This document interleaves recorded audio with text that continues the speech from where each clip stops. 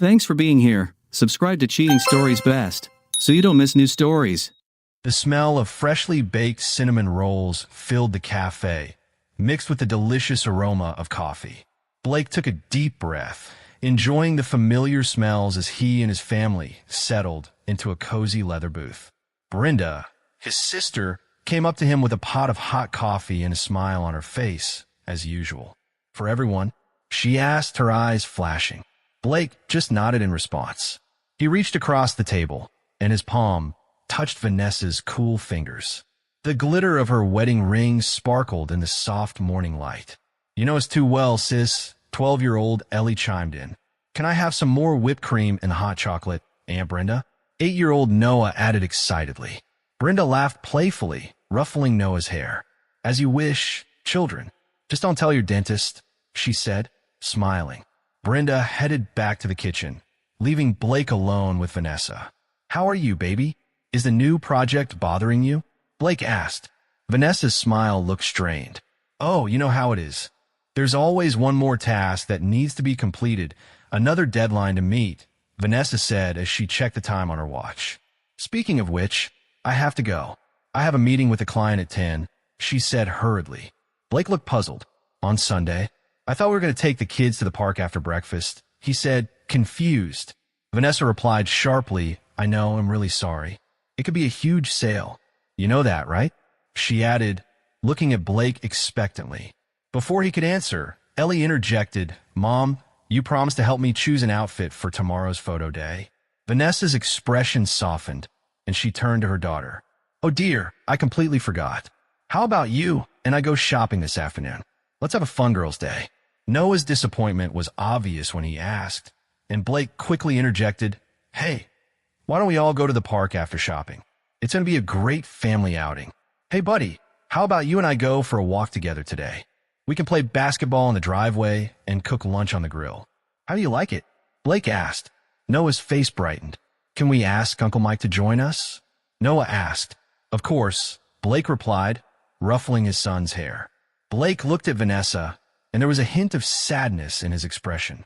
"I think we'll meet you tonight, Vanessa," he said. Vanessa nodded slightly, avoiding his gaze. "We'll try not to stay late," she replied. Brenda appeared with a tray holding hot mugs and plates with fluffy pancakes and crispy bacon. She put the food on the table and looked at her brother. Blake nodded at her encouragingly. After that, the family began to eat, switching to lighter topics. Ellie enthusiastically discussed her upcoming science project, and Noah excitedly recounted the highlights of his recent Little League game. Blake pushed his worries to the back of his mind and decided to fully immerse himself in the present moment with his loved ones. After finishing breakfast, Vanessa packed her things and prepared to leave. She said goodbye to the children, kissed them, and kissed Blake gently on the cheek, promising to call him later. He nodded back, watching her leave the cafe quickly.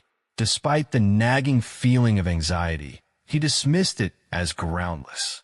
Their lives were filled with happiness, and they were a prosperous family.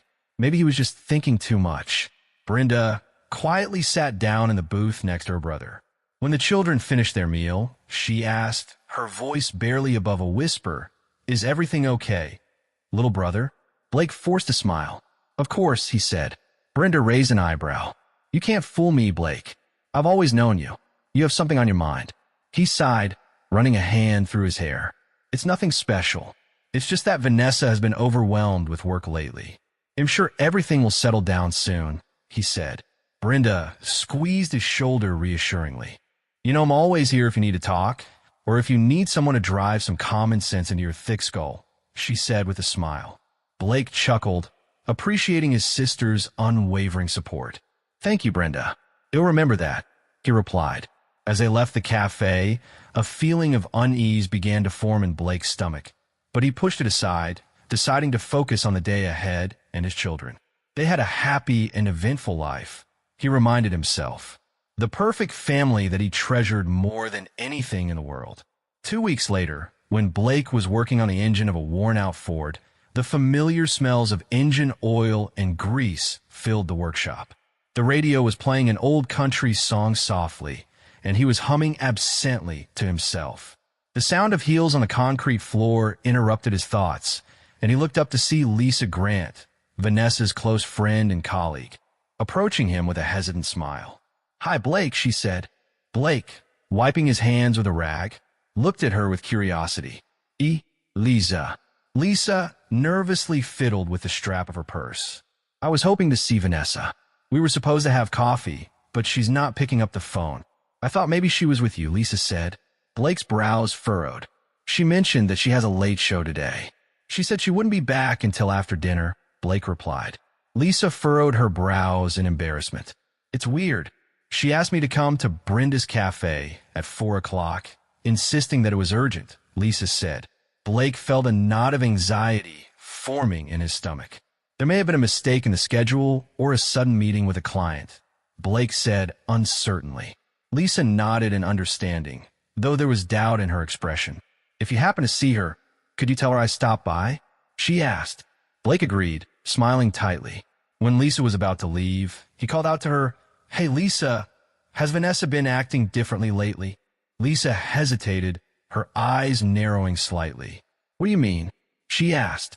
Blake shrugged impassively, feigning indifference. "I don't know for sure. Does Vanessa seem more distant or preoccupied?" Blake asked. Lisa's face remained impassive. "It could just be stress at work, Blake.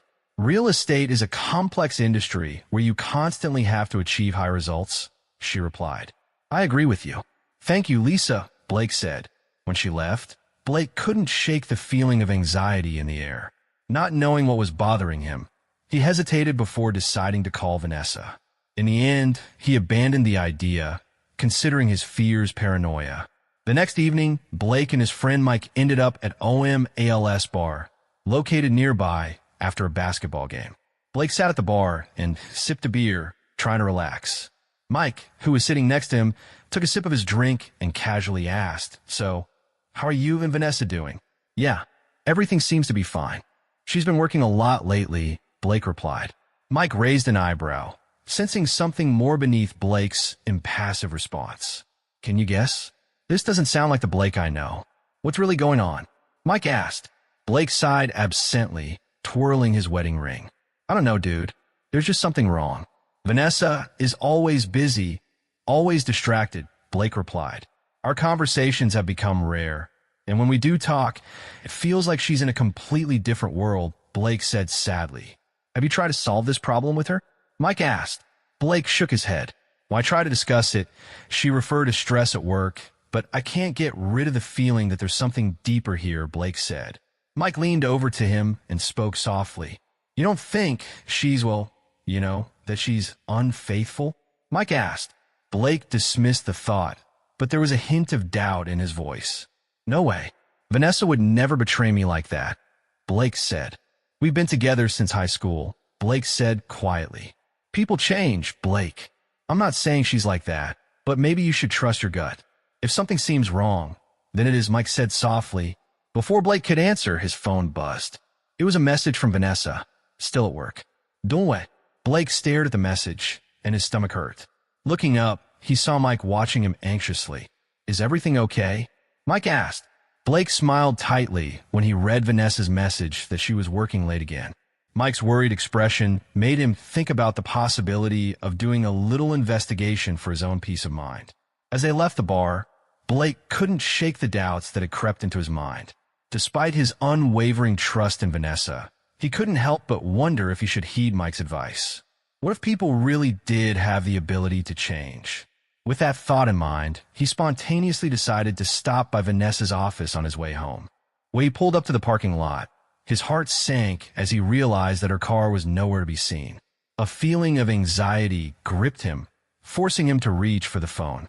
After a moment's hesitation, he dialed Vanessa's number.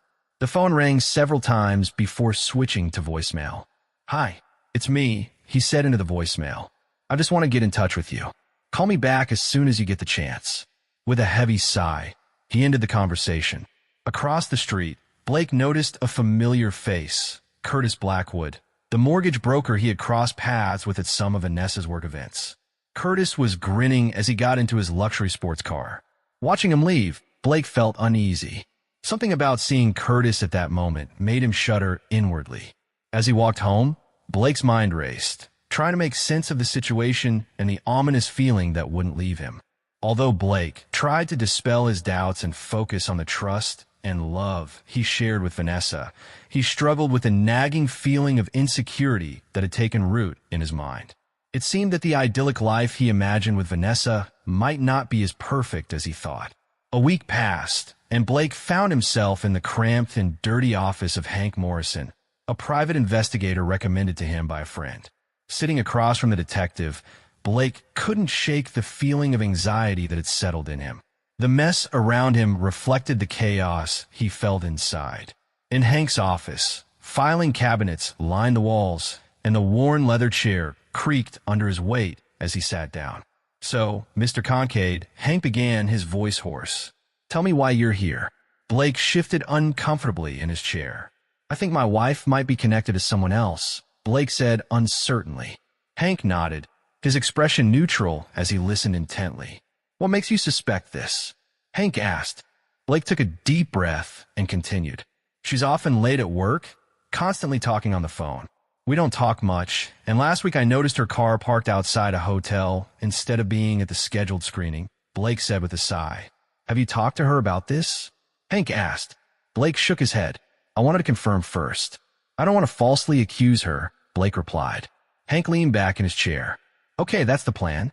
They'll be watching her for a week, collecting evidence, photos, recordings, everything. But be prepared, Mr. Kincaid. The truth can be unpleasant," Hank said. Blake's jaw clenched tightly. "I need to know, Mr. Morrison." "Whatever it is," Blake demanded. When he left the office, his phone vibrated. A message from Vanessa appeared on the screen. "Hi, honey. I have a late appointment. Don't wait for dinner." Blake tightened his grip on the phone. He answered quickly, "Okay, I love you," after which he put the device away. His heart began to pound with anxiety.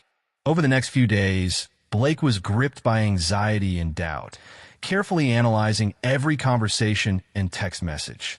Every step Vanessa took seemed like a puzzle Blake needed to decipher. She led an ordinary life, seemingly unaware that a storm was raging inside him. But on Friday evening, everything changed. Blake's phone rang. When he saw that it was Hank calling, he realized that something was wrong. The urgency in Hank's voice made Blake drive to his office immediately. As he entered the office, he noticed the detective's grim expression and the way he gestured for Blake to sit down. Hank's words confirmed his worst fears. "I'm sorry, Mr. Kincaid," Hank said, and Blake's heart sank. When Blake placed the manila envelope on the table, his suspicions were confirmed. With trembling hands, he carefully opened the envelope. The contents of the envelope were shocking. Photos of Vanessa and Curtis Blackwood, capturing intimate moments near a motel. Each picture was accompanied by timestamps and an indication of the location, leaving no doubt about their guilt. Blake felt a wave of nausea wash over him. "How long?" he croaked, his voice barely above a whisper. Hank sighed heavily, realizing that the truth would be hard to swallow. Blake sat in the car for several minutes, trying to collect his thoughts and emotions before facing Vanessa. The betrayal he felt was like a weight on his chest, squeezing him tighter by the second. How could she do this to him, to their family? The life they had built together now seemed like a facade, a lie destroyed in an instant. Taking a deep breath, Blake finally plucked up the courage, got out of the car, and headed for the front door. The sound of his footsteps on the sidewalk was like a drumbeat, signaling the impending conflict that awaited him inside. As he entered the house, he heard Vanessa's voice coming from the kitchen. His heart clenched at the sound, realizing that she was there, waiting for him. Pulling himself together, Blake opened the kitchen door and found himself face to face with his wife. Vanessa's expression, as she looked at him, was a mixture of guilt and defiance. Blake felt anger and pain rising in him, but he suppressed them, trying to remain calm. Seeing her next to him, so carefree and ordinary, he felt a fire ignite in his veins. "Hi, honey," Vanessa greeted him with a smile, but the smile quickly disappeared when she noticed his behavior. "Blake, what's the matter?" she asked. Furious, Blake threw the envelope on the counter. "Why don't you enlighten me, Vanessa?" he asked. Vanessa froze as she opened the envelope, her hands trembling as she looked at the photos. Blake, I can explain, she stammered. Blake's voice sounded menacingly firm as he addressed her. Explain how you lied to me for months. How you secretly dated Curtis Blackwood behind my back, he demanded. Tears welled up in Vanessa's eyes as she tried to find the right words. I'm really sorry, Blake. I never wanted this to happen, she whispered. Blake's composure completely deteriorated as he demanded an explanation from her. What didn't you want? He shouted. Have you ever wanted to cheat on me? Didn't you want to destroy our family? Vanessa started crying, trying to defend herself. It's not like that, she cried. You don't understand. I felt constrained like I couldn't breathe. Curtis brought me back to life, Vanessa stammered. Blake chuckled derisively. And what did I make you feel? Less? Was our relationship so unbearable that you had to look for thrills elsewhere? Blake asked angrily. Vanessa's face turned cold. Do you want honesty? Fine. Yes, I was with Curtis, and you know what? I don't feel guilty about it. He communicates with me in a way that you will never be able to, Vanessa said. Blake felt a burning pain, as if he had been hit in the face. What about our children, Vanessa? Did you even think about them while you were having fun with Curtis? Blake asked. Vanessa hissed. Don't you dare involve the children in this. They're not to blame for anything. They're all here, Blake growled. You didn't just betray me, Vanessa. You betrayed our whole family, he added. Vanessa's eyes flashed with anger. Do you want to know why I did it? Because I'm tired of this mundane life, Blake. I'm tired of the monotonous routine, day after day, she said. I'm tired of being just a wife and mother. Is that all you see in me? Vanessa continued. Blake stared at her, and the familiar face now seemed far away. And what's next? Are you asking for a divorce? Blake asked. Vanessa met his gaze with a defiant expression. Maybe yes. Maybe it's time to admit that it doesn't work anymore, she replied quietly. Blake felt a surge of determination. Great. Do you want to leave? Come on, but don't think for a second that I'm going to let you take my kids, Blake said. We'll see about that, Vanessa replied. Vanessa giggled mockingly. I'm their mother. The courts will always be on my side, she said arrogantly. Blake replied in an icy tone. We'll see about that, he grumbled. But I can guarantee you one thing, Vanessa. I will fight for my children and will do everything to make the truth about you known to everyone, he added. With that, Blake stormed out of the kitchen, leaving Vanessa in shock. As he left, Blake was overwhelmed by a whirlwind of emotions. Anger, betrayal, and heartache. Despite everything, a fierce determination was born in him. He didn't want to let Vanessa ruin everything had been working on for so long. Blake was still sitting in his car, parked in front of a modest house in the suburbs, gripping the steering wheel with his fingers. He stared at the entrance, gathering his courage. After a moment, he exhaled deeply and got out of the car. He started for the door, and it suddenly swung open. A woman with warm eyes and an uncertain smile stood in front of him. Welcome in, she said, inviting him inside. Blake nodded his thanks as he entered Mrs. Blackwood's house. Thank you for meeting me. Marissa, he said. She led him inside and offered him a drink, but he refused. I appreciate you taking the time to meet with me, especially considering everything that's going on, he continued. Marissa's smile faded when she mentioned her husband, Curtis, and Blake knew it was time to share the information. His face turned stern as he spoke. I have something to tell you, and I'm afraid it won't be very pleasant, Blake said seriously. He reached into his pocket, pulled out a sealed envelope, and handed it to Marissa. Her hands trembled as she opened it. She asked in a barely audible voice, "What's this?" These are photos proving our partner's infidelity, Blake explained, his voice soft but determined. Marissa looked at the pictures in disbelief. No, she muttered, shaking her head. This can't be happening. I am sorry, Marissa. I didn't want to believe it either, but the truth is that Vanessa, my wife, and your husband had an affair for several months, Blake admitted. Marissa's eyes filled with tears as she digested this horrifying revelation. How did you know? She asked, her voice trembling. Blake sighed heavily and confessed. I hired a private investigator. I had my suspicions, but I needed concrete evidence. Marissa's voice was empty as she replied, and now you have them. With mixed feelings, she asked, why are you showing this to me? Why not just confront them? Blake leaned closer, his face filled with regret and sadness. We can work on this together, Marissa. Those who betrayed us must answer for their actions. What do you think about the consequences for them? Blake asked. Marissa's face became serious. What do you suggest? She asked. I think we should reveal the truth about them, Blake suggested. Not only for us, but for everyone. Let the world see their true faces, he added. Marissa paused, doubtful. I'm not sure about that, Blake. It seems radical, she said with a sigh. Is this really the case? Blake objected.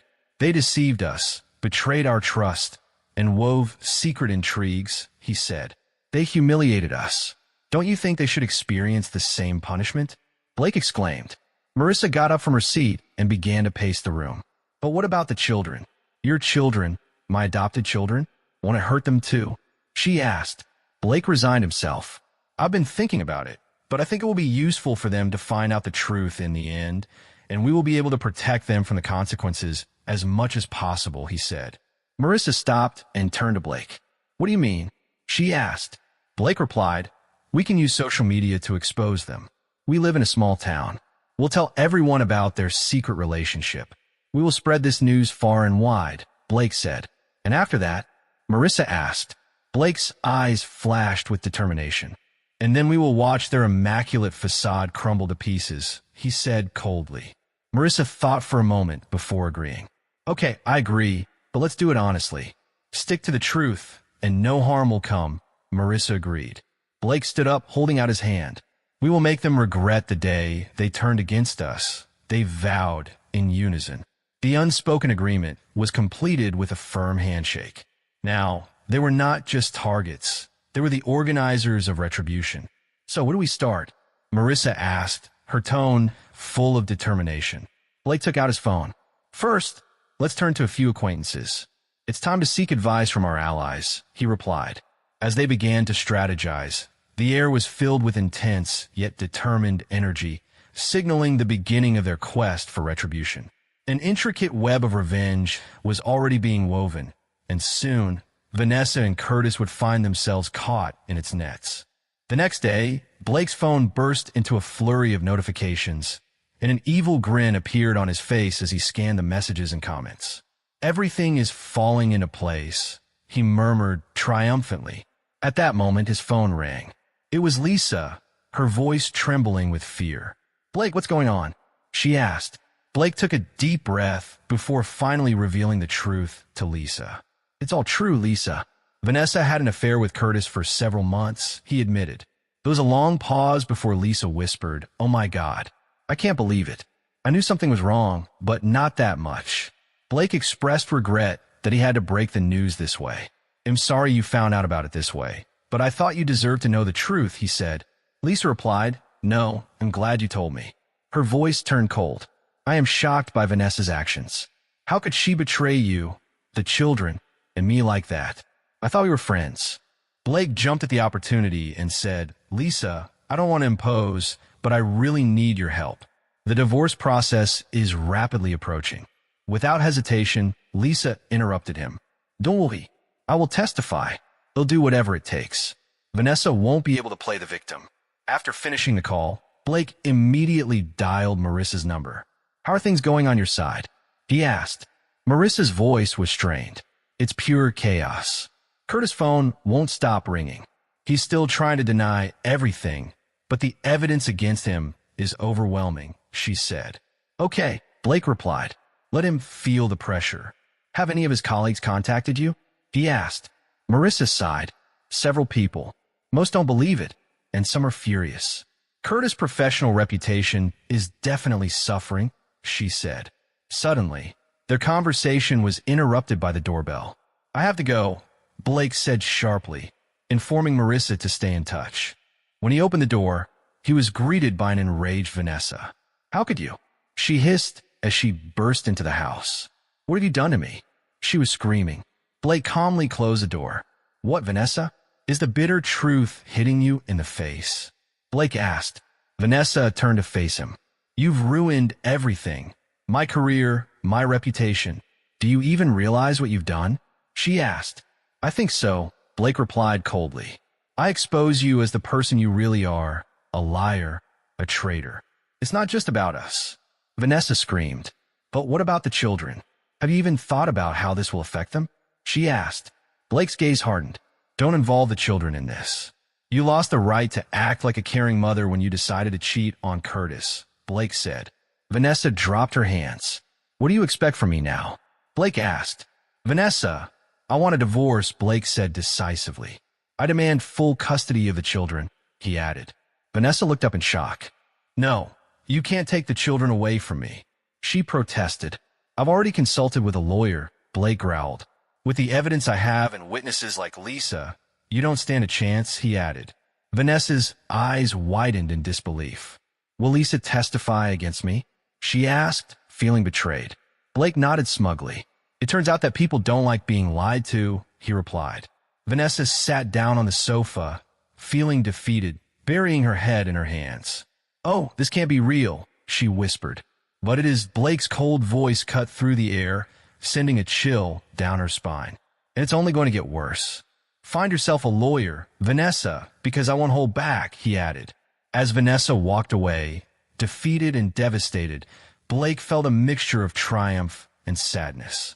This was not how he imagined the end of his marriage, but he was determined to come out of it victorious. At that moment, a message from Angela Martinez's lawyer appeared on his phone. Blake felt a sense of anticipation when he read the social media post about the storm. Great job, he replied quickly before sitting down at his computer. He felt that new challenges were ahead of him. A week later, Blake sat in a dimly lit bar and sipped a beer while waiting. The door creaked open, and a man in a formal suit entered, anxiously scanning the room before noticing Blake. Mr. Concade, the man asked, sitting down in the booth opposite him. Blake nodded his thanks. Thank you for taking the time to meet with me, Blake said. Frank Doyle, Curtis' business partner, shifted uncomfortably in his seat. I don't quite understand why I'm here, he admitted, a note of uncertainty in his voice. If this is about Curtis and your wife. Blake raised his hand to stop him, but then continued. It's connected, but not in the way you think. I have information that I think will intrigue you. Frank raised an eyebrow curiously, prompting Blake to lean closer and lower his voice. I have information that could save your business, Blake said. Frank was shocked by this discovery. What do you mean? He asked. Blake hesitated before revealing the secret. Curtis and Vanessa have been scheming to misappropriate the firm's money and run away together, Blake said with a sly grin. Frank's heart began to pound. This is a serious accusation. Do you have any proof? What kind of evidence? He asked, his voice trembling. Blake nodded confidently. Yes, I do. But I need your help to stop them, he said, his eyes gleaming. Frank hesitated, unsure of what to do next. He didn't know that by getting involved in this case, he could risk everything. His fingers tapped a steady rhythm on the table before he finally broke the silence. What exactly should I do? Frank asked. Blake's smile, now tinged with a hint of darkness, widened. Just play along. Act like you're on their side. Let them believe that they're deceiving us, Blake replied firmly. We'll catch them in the act, and we'll have all the evidence we need to bring them down. Frank ran a hand through his hair, feeling the full weight of the risky plan. This is crazy.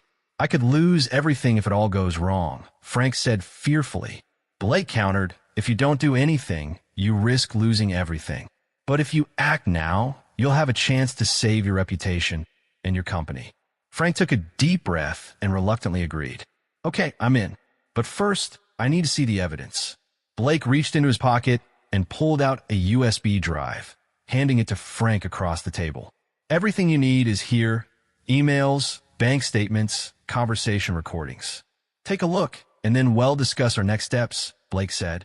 As Frank took the flash drive and left the room, Blake felt a mix of excitement and anxiety. The trap had already been set. All that remained was for Curtis and Vanessa to fall into it. The next day, Blake met with Marissa in a cozy coffee shop to discuss the progress of the work. How'd it go with Frank? She asked, absently sipping her latte. Blake relaxed in his seat, a hint of satisfaction in his voice. Surprisingly well. He's on our side now. We can only sit back and watch Curtis and Vanessa dig their own graves, Blake replied. Marissa's worried expression mirrored his own concern. I still can't believe they stooped to embezzlement. It's like I've never known Curtis, Marissa said. People can be so unpredictable, Blake said grimly. At that moment, a message from Frank buzzed on Blake's phone. Curtis has fallen into a trap. A meeting is scheduled for Friday to discuss an investment opportunity. What should we do next? Frank asked. Blake shared the message with Marissa. Looks like the case is moving faster than we expected, Blake said. Marissa's hands trembled as she set her cup down on the table. Can we really go through with this? Should we send them to prison? She asked. Blake's gaze softened. We're not setting them up, Marissa. We're just giving them the opportunity to make their own choices. They decided to break the law themselves, Blake said. Marissa nodded thoughtfully. You're right. I just never thought I'd be in this situation. None of us had any idea, Blake admitted. But now we have to finish the job. For myself, and for the sake of the children, he said firmly. As Blake left the coffee shop, he couldn't shake the feeling that they had reached a critical point. The revenge plot was gaining momentum, and Vanessa and Curtis were about to be targeted. In the evening, Blake received another call from Frank. They're making a move, Frank said urgently. Curtis wants to make the transfer this weekend. Blake's heart began to pound in his chest. Can you buy us some time? Blake asked. I tried, Frank replied, his disappointment palpable. But we need to act quickly before anyone suspects anything. Blake paced back and forth in the living room, his mind working overtime. Erase the plan, he said. Let them believe that everything is going according to plan, but we must inform the authorities. Can you do this without raising an alarm? Blake asked. Frank paused for a moment before replying. I think so. I have a friend in the anti-white-collar crimes department. I can warn him and make it look like a routine check. Great, Blake replied. And thanks, Frank. After finishing the call, Blake dialed Marissa's number to give her the latest news. It's happening, he informed her when she picked up the phone. This weekend? Marissa asked hesitantly, her voice strained with excitement. Did we make the right decision? Blake sighed. To be honest, I'm not sure. But I know for sure that what they're up to is wrong. And if we don't intervene, then who will? He said. When he hung up, Blake's gaze fell on a family photo on the mantel. On it, he saw himself, Vanessa, and their children beaming with happiness. It seemed like an eternity had passed since that moment. I'm sorry it ended like this, he muttered, looking at the photo. But you left me no other choice. The plan was set into motion, and now it was only a matter of bringing it to an end. On Monday morning, Blake was woken by the phone. He answered sleepily. Hello? Frank's urgent voice came on the line. Blake, you have to turn on the news immediately. Blake, now fully alert, reached for the remote control and turned on the TV. His eyes widened in shock as he read the headline that flashed across the bottom of the screen. The news that the local enterprise had been shaken by the embezzlement scandal took him by surprise. A young reporter appeared on the screen with determination in her eyes. This is Emily Green, reporting live from Blackwood Mortgage Services. In a shocking turn of events, the company's founder, Curtis Blackwood, has been arrested on charges of embezzlement, she announced. A message from Marissa came to Blake's phone. Do you see this? She asked. Without hesitation, he replied, yes. Can you come? 20 minutes later, she arrived, pale and shaken. I can't believe it really worked, she said, sinking down on Blake's couch. Blake nodded solemnly. Frank did it. He reported it to the reporter, Emily Green. Marissa's eyes widened in surprise. How did she find out all the details so quickly? She asked. Blake confessed, maybe I had something to do with it. I contacted her last week and told her about the situation. Blake knew he was taking a risk. What if she had blabbed before they were ready? Marissa asked, did you say too much? He shook his head in disbelief. I just hinted to her. Nothing serious. She guessed it herself. Just as Blake was considering the consequences, his phone buzzed again. It was Lisa calling. Blake, have you heard the news? It's everywhere. Vanessa was taken into custody, Lisa said. Blake's heart began to pound. What? How? When? He began to ask. Just now. I was a witness myself, Lisa confirmed. They came to Vanessa's office and took her out in handcuffs, which caused chaos. Blake broke off the conversation and met Marissa's gaze, informing her that Vanessa had also been arrested. The reality of the situation struck Marissa, and a mixture of emotions reflected on her face. A doubt arose in her. and she asked Blake if they had gone too far. Before he could answer, they were interrupted by a knock on the door. Opening it, Blake saw Emily Green from Channel 5 News standing with a notebook in her hands. "Mr. Kincaid, what's the matter?" she asked. "May I have your statement regarding the arrest of Curtis Blackwood and Vanessa Kincaid?" Blake hesitated before nodding. "Come in, Miss Green. I think it's time to tell the whole story," he replied. As Emily set up the recording equipment, Blake and Marissa exchanged a knowing look. There was no turning back now. "Mr. Kincaid," Emily began, "could you explain how you first discovered the theft scheme?" Taking a deep breath, Blake prepared to tell the truth. "It all started when I found out that my wife was cheating on me with Curtis Blackwood. Having understood the situation, I discovered not only betrayal, but also a tangled web of deception and financial fraud," Blake began. Emily leaned forward impatiently, her eyes glittering with curiosity. "And how did you manage to gather the evidence that led to today's arrests?" she asked. Blake replied, pointing at Marissa. "Not just me," he explained. "Marissa Blackwood, Curtis's wife, played an important role in our investigation. We worked together with Curtis's business partner, Frank Doyle, to get to the truth." Marissa spoke boldly, her voice trembling but firm. She was aware of the injustice of someone hurting innocent people and stealing their hard-earned money. Emily turned to Marissa, acknowledging the difficult situation she was in due to her husband's arrest. Marissa's eyes filled with tears, but she kept her composure, expressing relief that the truth had become known. "Curtis made his decision, and now he will have to face the consequences," she said. During the interview, Blake had conflicting feelings. He felt a sense of relief that the truth was being revealed, but also sadness that it would bring pain to his children. He felt deep-seated anxiety about the future. After Emily left, assuring him the interview would air that evening, Blake turned to Marissa. "Are you all right?" he asked. She nodded slowly. "I think so.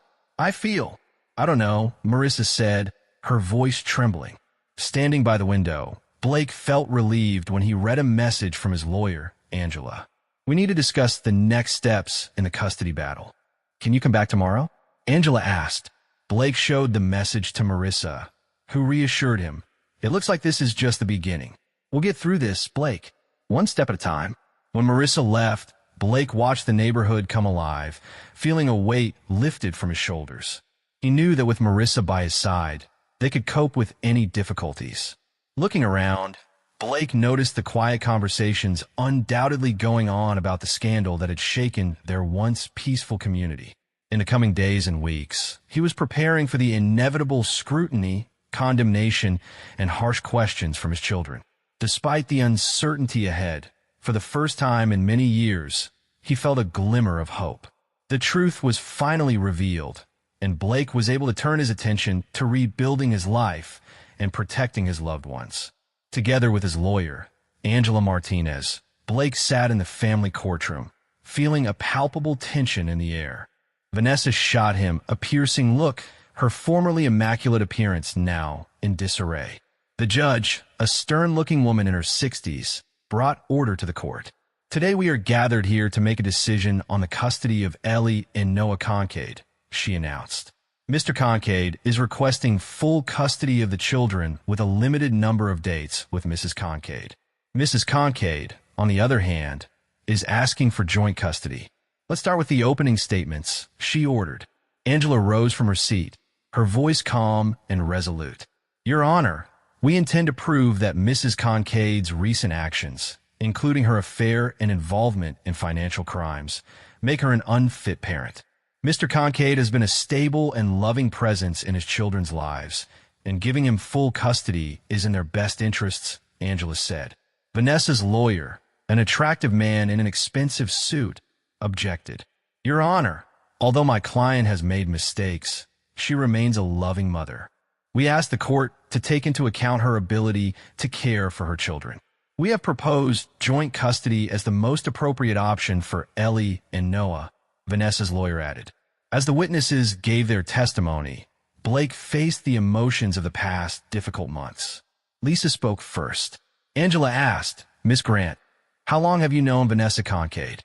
Lisa looked at Vanessa before replying, "Almost 10 years.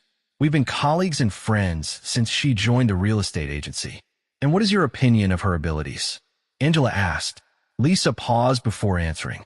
Regarding Mrs. Concade's recent behavior, Vanessa became distant and secretive, often canceling plans at the last minute and justifying herself with urgent business at work.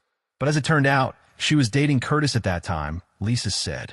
When the lawyer asked her another question, Lisa hesitated before admitting that perhaps those urgent matters were justified, since the career of a realtor requires a lot of effort.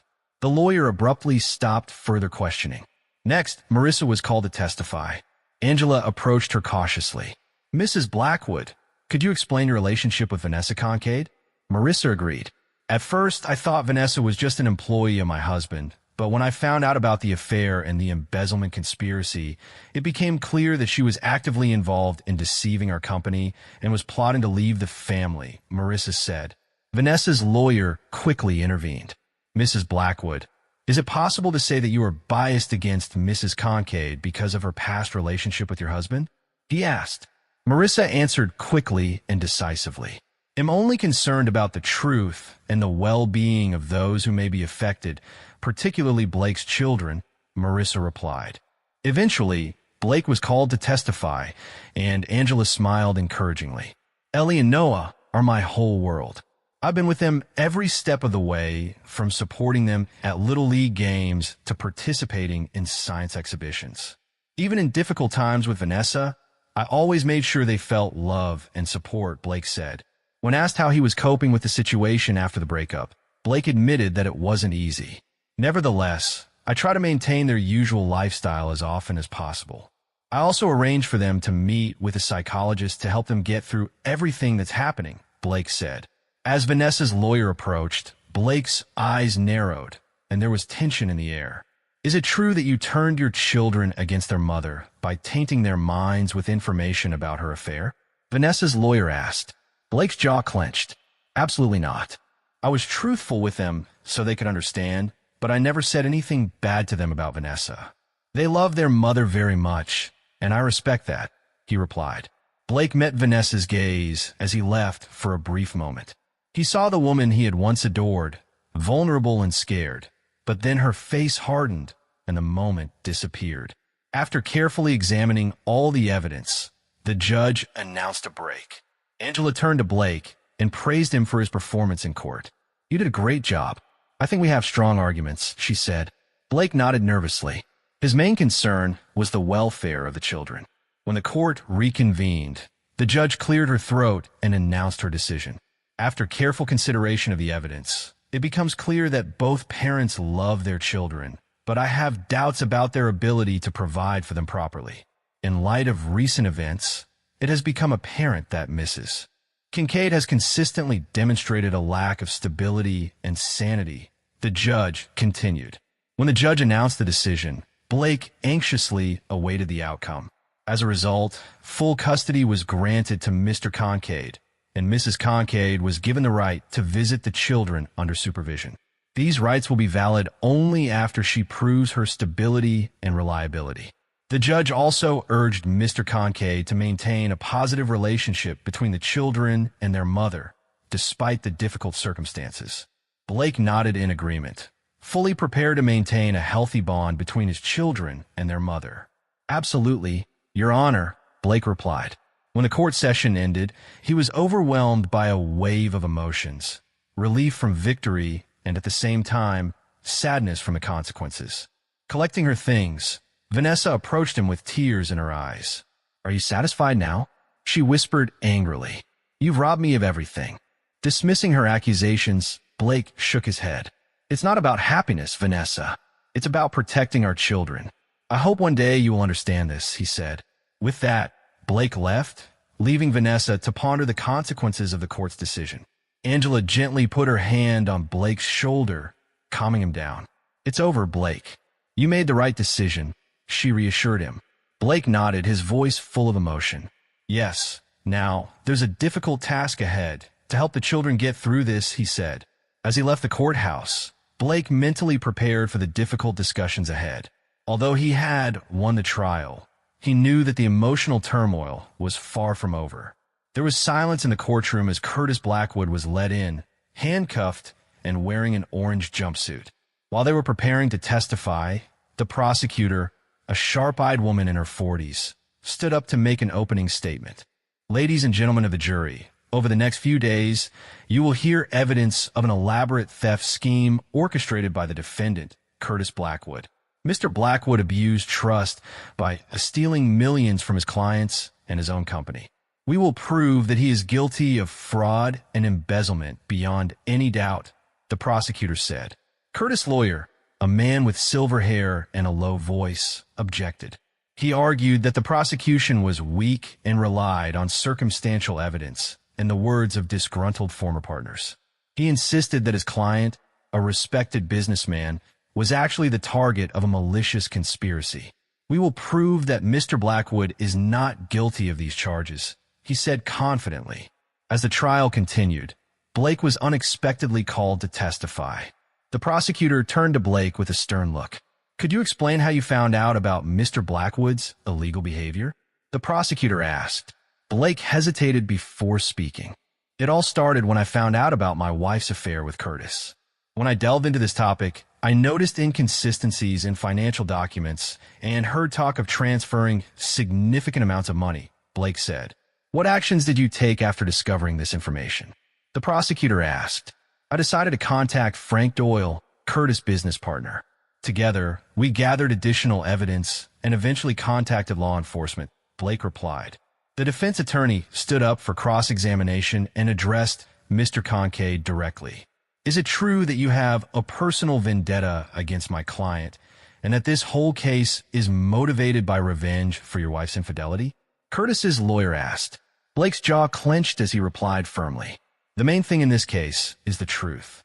Although I was offended by the affair, the embezzlement scheme is a completely separate matter. I couldn't ignore the fact that innocent people were deceived. After Mr. Kincaid's testimony, Frank Doyle took the floor. The prosecutor asked Mr. Doyle, could you explain your actions to the court? I must admit that initially, my suspicions about Mr. Blackwood's activities were caused by small discrepancies in the books and complaint from clients about the loss of funds. But when Blake came to me with his concerns, everything fell into place. Together, we decided to organize an operation to catch Curtis in the act, Frank said. During the trial, the lawyer tried to present me as the person who benefited from Mr. Blackwood's downfall and now controls the company. But Blake stood his ground, realizing that there was truth behind their actions and that he needed to uncover Curtis' deception. Frank's eyes narrowed, and a sense of unease settled in his gut. He didn't want any of this to happen. Curtis was his friend and partner, but Frank couldn't stand by and condone his illegal actions. While the trial was underway, financial experts studied the complex scheme that Curtis had come up with to hide his theft. Bank records and electronic correspondence were carefully examined as evidence. Finally, Marissa appeared in court. The prosecutor spoke to her in a gentle tone, acknowledging the complexity of the situation. Mrs. Blackwood, this must be incredibly hard for you, he said, his voice filled with sympathy. Please tell us about the moment when you first discovered your husband's illegal actions, the prosecutor asked. Marissa's voice faltered as she spoke. At first, I was completely unaware. Curtis was very secretive about his work.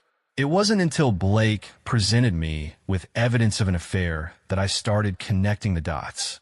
When I finally met Curtis, he confessed everything. He claimed it was for our good, for our future. But deep down, I knew it was unethical, said Marissa. The defense attorney's questions during the cross-examination were harsh.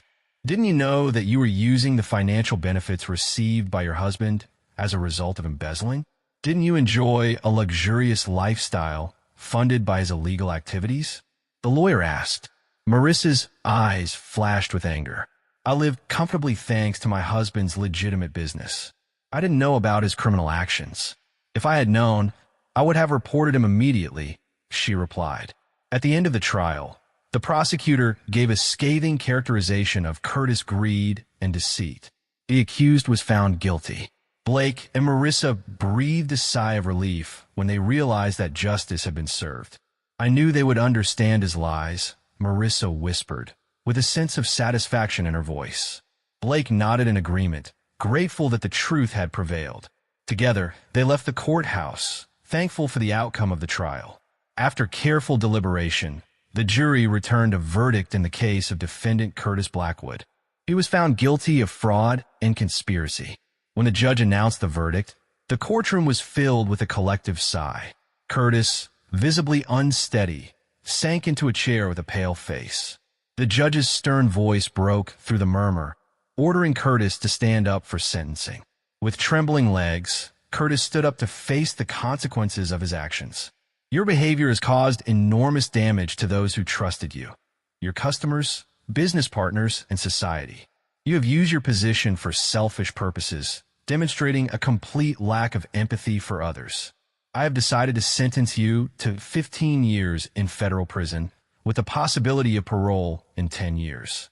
In addition, you must pay your victims compensation in the amount of $5.5 million, the judge said. As Curtis was being led away, Blake whispered to Marissa, "It's finally over." "It's really over." Marissa nodded, tears glistening in her eyes. Although she knew she should feel relieved, she only felt empty.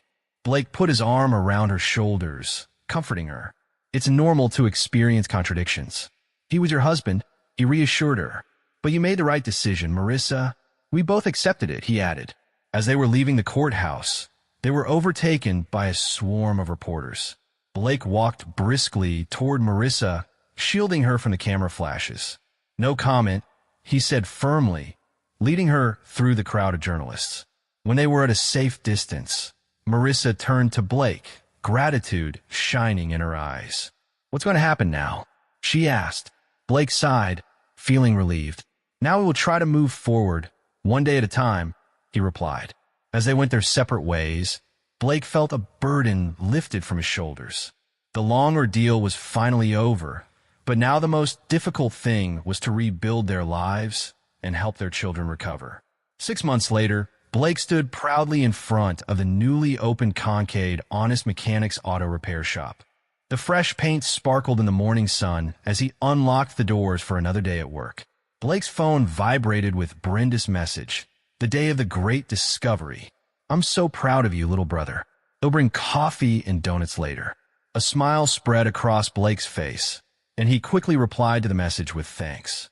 When he entered the store, he was greeted by a familiar voice. "Dad, can I sweep the floor again?" Noah exclaimed from the small office. Blake stroked his son's hair affectionately.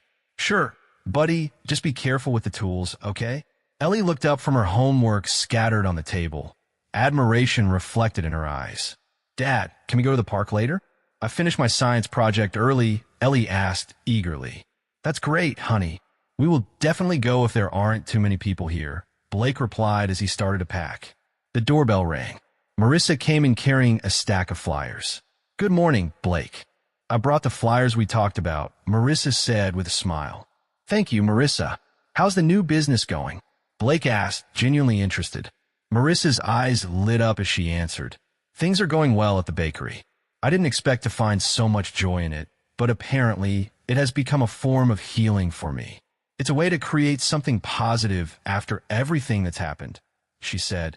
Their conversation was interrupted by the appearance of another customer, whom Blake knew. "Good morning, Mr. Johnson. How's the show going?" Blake asked. As he got to work, Blake couldn't help but think about how much had changed. The store flourished, thanks to his reputation for honesty and the support of the community.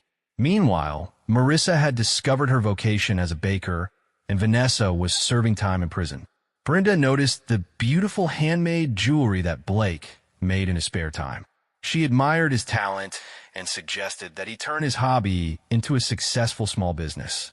Blake was hesitant at first, but Brenda was persistent.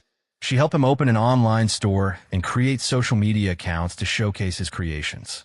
Thanks to Brenda's support and guidance, Blake's business quickly took off. Buyers were attracted by the unique designs and high quality of Blake's products. Orders began to arrive, and soon Blake was able to quit his main job and fully focus on his business. Now, as they sat in Blake's newly renovated workshop, surrounded by shelves filled with sparkling jewelry, Brenda smiled at her brother. "Look at you, Mr. Entrepreneur," she teased. Blake laughed, grateful for Brenda's support and encouragement. Just trying to earn an honest living, he replied. But deep down, he knew that he was living his dream because of his sister's unwavering faith in his talent. Blake watched as a woman carefully made her way into the store. Her eyes were kind, and her smile was warm. "Can I help you?" he asked. The woman nodded. "I'm Rachel, the new counselor at Ellie and Noah's school. I just wanted to come in and introduce myself. I've heard a lot of good things about your store," she said. Blake felt a sudden surge in his chest. "Oh, thank you. Nice to meet you, Rachel. How did the children adapt to school?" Blake asked. Rachel's smile widened even more. "They're doing great," she replied. As they talked, Blake realized that he truly appreciated Rachel's presence. She was not only smart and kind, but also sincerely cared about the welfare of his children. When Rachel left, Brenda gave Blake a knowing look. "She seems nice," she remarked.